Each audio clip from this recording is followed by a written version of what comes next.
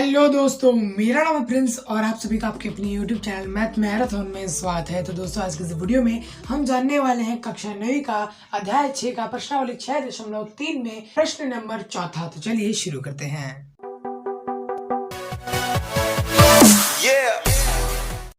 तो बच्चों, सबसे पहले हम जान लेते हैं क्वेश्चन हमसे क्या पूछ रहा है। तो सबसे पहले यहाँ पर क्वेश्चन पढ़ते हैं कि आकृति 6.42 में, जो कि हमारे पास कौन सी आकृति है, ये वाली आकृति। इसमें क्या होता है कि यदि रेखाएं PQ और RS बिंदु T पर इस प्रकार प्रतिच्छेद करती हैं कि कोण PRT बराबर है 40 डिग्री और कोण RPT बराबर है 95 डिग्री और कोण TSQ बराबर है 75 डिग्री, तो कोण SQT ज्ञात कीजिए। अब देखो भाई, यहाँ पर हम फिगर के माध्यम यानी कि आकृति के माध्यम से समझते हैं कि भाई हमसे क्वेश्चन जो है वो क्या कह रहा है।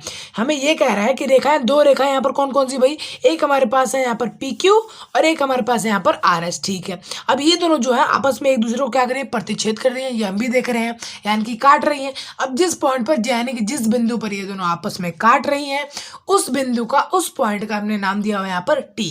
चलिए ठीक है, अब यहाँ पर हमारे पास कुछ यहाँ पर कोण भी बन रहे हैं। चलिए ठीक है, अब इसमें कोण में हमसे यहाँ पर ये कहा गया है क्या कि कोण PRT बराबर है 40 डिग्री। PRT कौन सा भाई, PR और T, यानी कि ये वाला जो कोण है हमारे पास कितने डिग्री है, 40 डिग्री है। ठीक इसी तरह हमारे पास है कोण RPT बराबर 95 डिग्री। RPT कौन सा भाई, RPT, यानी जो आप ये वाला कोण देख रहे हैं कितने डिग्री है, 95 डिग्री का है। चलिए ठीक है, और कोण TSQ बराबर 75 डिग्री। TSQ कौन सा भाई, TSQ ये जो है 75 डिग्री का है। चलिए ठीक है, ये तो भाई बात रही हमारे पास आकृतियों के बारे में। अब हमसे सवाल पूछ क्या रहा है वो जान लेते हैं यहाँ पर। तो देखो ना बच्चों, यहाँ पर कह रहा है तो कोण SQT ज्ञात कीजिए, यानी कि SQT हमसे पूछा हुआ है। SQT कौन सा भाई, SQT, यानी कि ये जो वाला एंगल है, ये वाला हमारे पास जो कोण है, इसको हमें बताना है। तो चलिए फिर हम हल करते हैं।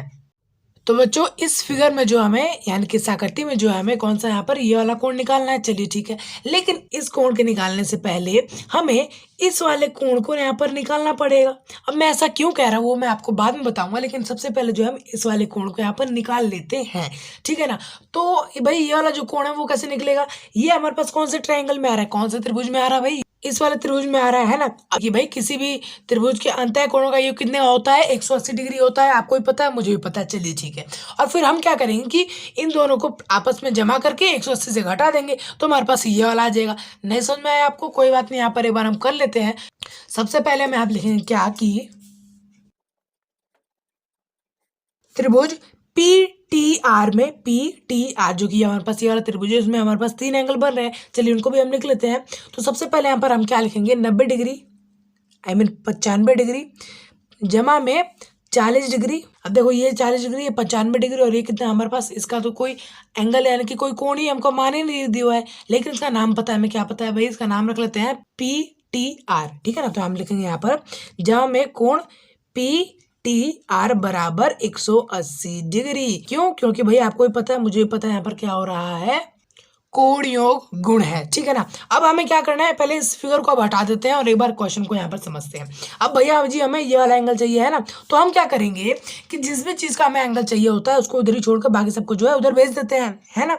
तो भाई सबसे पहले तो हम दोनों को प्लस करके लिख लेते हैं। तो जब इन दोनों को आपस में प्लस करेंगे तो हमारे पास कितना डिग्री आएगा, 135 डिग्री आएगा। जमा में एंगल ये कौन सा है, कोण PTR बराबर में 180 डिग्री, है ना।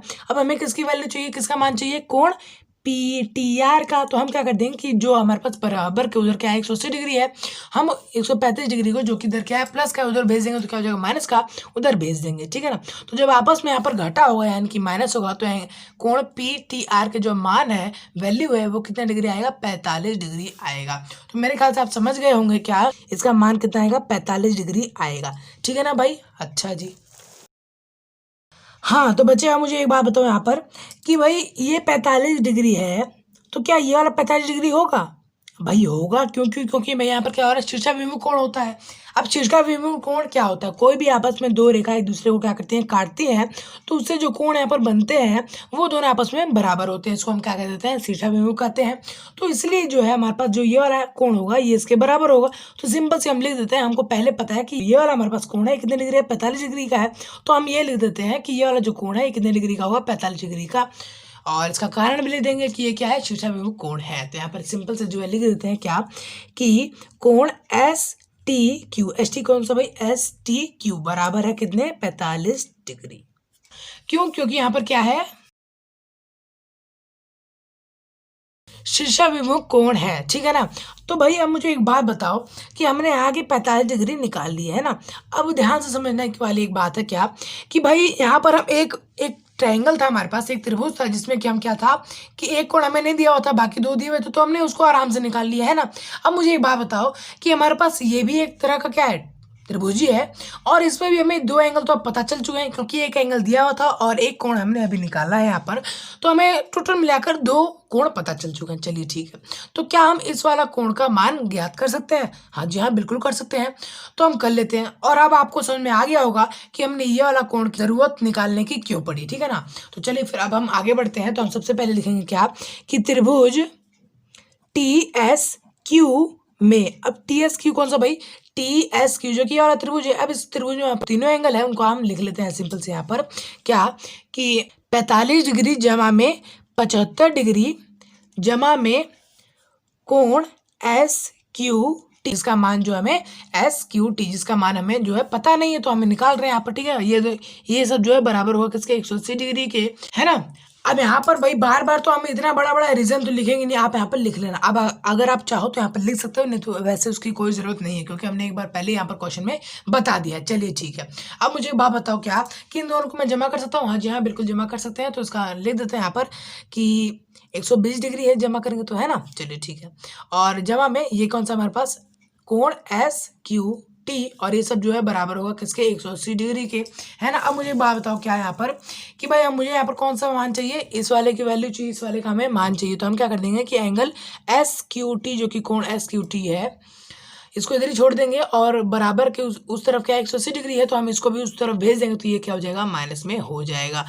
तो यहाँ पर कोण एस क्यू टी का जो मान आएगा वो आएगा यहाँ पर 60 डिग्री, ठीक है ना बच्चों। तो मेरे ख्याल से आप सभी को यहाँ पर समझ में आ गया होगा कि हमने जो है यहाँ पर कोण एस क्यू टी, जो कि हमारे पास कोण एस क्यू टी, इसका मान हमने कैसे निकाला। तो बस दोस्तों फिलहाल इस वीडियो में इतना ही, मिलता है अगली वीडियो में, तब तक के लिए जय हिंद।